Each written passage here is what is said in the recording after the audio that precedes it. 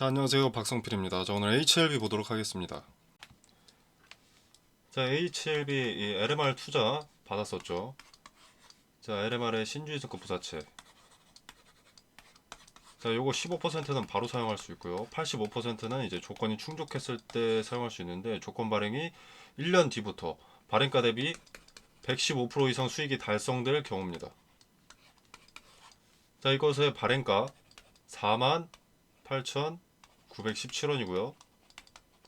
1년 뒤 주가 115%가 오른 주가는 54,543원이 됐을 때, 요때 요 85%를 쓸 수 있다는 겁니다. HLB가. 쉽게 말해서 HLB가 85%의 투자금까지 사용을 하려면 1년 뒤에는 최소 54,543원은 되어 있어야 합니다. 자, 1년이 찾아오기 전까지 기대감이 소멸하고 세력의 엑시트로 주가가 낮아지더라도 만 1년이 다 되어갈 즈음에는 최소 54,543원을 맞출 수밖에 없다는 겁니다. 장기로 쭉 가져가실 분들은 참고하시면 되겠고, 자, 그리고 최소 내가 1년은 보유를 할 생각이다, 나는 승인되고도 계속 가져갈 생각이다라면 현 주가가 46,750원인데 매수하지 않을 이유는 없는 거죠. 물론 저는 HLB를 1년 동안 들고 가지 않는 걸 권유드립니다. 만약에 제 가족이 사야 한다라고 하면 절대 사지 말라고 할 겁니다. 절대 사지 말라는 게 아니라 절대 1년 동안 지켜보지 말아라. 뭐 사는 건 상관이 없습니다. 언제 파느냐가 중요한 거니까. 자, 그냥 참고하시라고 한번 말씀을 드려봤고요. 자, 그리고 이제 차트 보겠습니다. 자, 차트 보시면, 자, 일단 오늘 뭐 종가는 플러스 2%로 마감이 됐는데요. 일단 요 박스권 하단을 돌파하고 다시 재진입했다는 것이 상당히 중요합니다. 의미가 큽니다. 자, 어제까지의 상황을 보면은 요 박스권 내에서 매물들을 한 차례 소화하고 이후에 요 박스권 하단을 저항으로 두고 돌파하지 못하는 그림을 보여줬습니다. 자, 요게 공포심을 조성하는 거죠. 세력에게 아무 행동도 하지 않는 투자자는 악성 매물입니다. 세력의 입장에서. 박스권에서 매물을 충분히 소화 흡수를 했지만 HLB는 고점에 물린 투자자가 많고 현재 상황이 긍정적으로 흘러가고 있기 때문에 무대응으로 일관하는 투자자가 많을 수밖에 없습니다. 그래서 이 박스권 상단을 찍고 여기서 주가가 쭉 흐르는 모습을 보여주는 겁니다. 그 다음에 이 박스권 하단에서 지지되지 않는 모습을 한 번 더 보여주는 거죠. 여기서 두 번째 공포심. 그 다음에 요 지지되마자 무너졌습니다. 그러고 나서 다시 당연히 들어갈 줄 알았는데 이 자리에 저항받는 모습을 보여주는 거죠. 세 번째로 공포심을 아예 각인을 시켜버리는 겁니다. 박스권 이탈을 의도적으로 보여주고 재진입 시도가 있으나 계속 좌절되는 그림을 그려서 공포심을 지속적으로 유도하고 있었다고 보여집니다. 손절 물량, 숏 포지션, 패닉셀을 흡수하기 위함이라고 판단이 되고요. 자, 근데 여기에 큰 의미를 둘 필요가 없었다는 것이, 자, 거래가 상당히 적습니다. 그죠? 만약에 주가가 이렇게 흐르고 있는데 거래가 막 이렇게 동반되어 있습니다. 자, 그러면 이거는 누군가의 엑시트죠? 대량 거래가 팔렸다는 거니까. 그럼 상당히 위험한 건데 거래가 동반되지 않았기 때문에 그냥 무시하는 겁니다. 그저 그래프를 이렇게 그려내기 위함인 거죠. 요 모습을, 이런 하락세를 보여주고 싶은 거죠. 왜? 손절하라고 빨리. 그리고 적은 거래로 의도된 그래프가 그려진다는 자체가 지금 거래 자체가 활발하지 않다. 파는 주체도 사는 주체도 마땅치 않다. 대다수가 무대응, 관망으로 일관 중이다 라고 볼 수가 있겠습니다. 즉 추세가 꺾인 것이 참이 아니라 거짓이다 라는 거죠. 자, 바로 박스권 상단을 찍고 여기서 물량을 흡수를 했습니다. 매물을 이미 장악을 해 놨으니 공포심을 동반해서 짜낼 수 있을 만큼 쥐어 짜내고 다시 요 구간에 진입을 했을 때 방해 요소가 될 매물들을 이미 소화 흡수를 해놨기 때문에 다시 한번 요 박스권 상단까지 올라가는 데는 큰 무리가 없을 것으로 판단이 됩니다. 그리고 요 박스권 진입하자마자 급등해서 바로 여기 찍어버리고 박스권 상단 찍어버리고 바로 이렇게 내려오는 게 매물 소화의 과정이라고 했는데, 이렇게 급격하게 했던 이유, 12월 초가 얼마 남지 않았습니다. 12월 초는 뭐죠? 데이터 제출.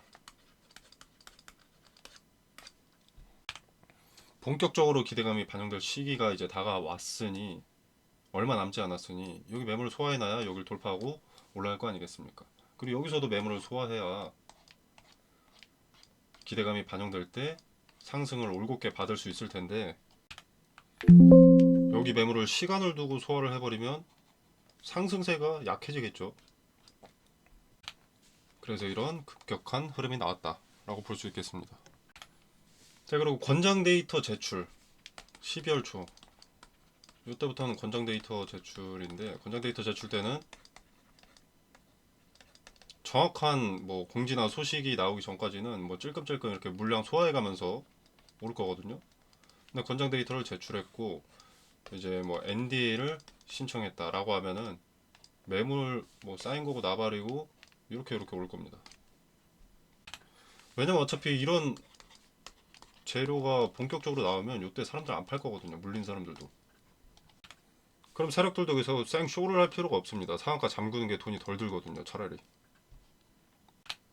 경계해야 될 자리는 요 진입했을 때 요 위에도 박스권이 있죠. 엄청나게 큰 거.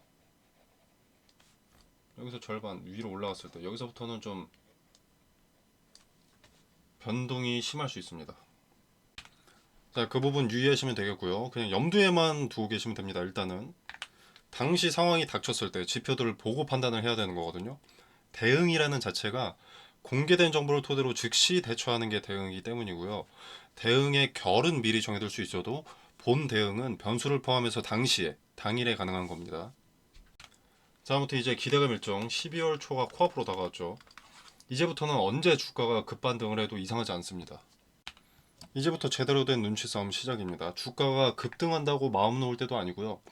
주가가 생각만큼 안 오른다고 손절할 때도 아닙니다. 주가가 오르냐 안 오르냐에 초점을 둘 게 아니라 근거를 계속 찾아야 됩니다.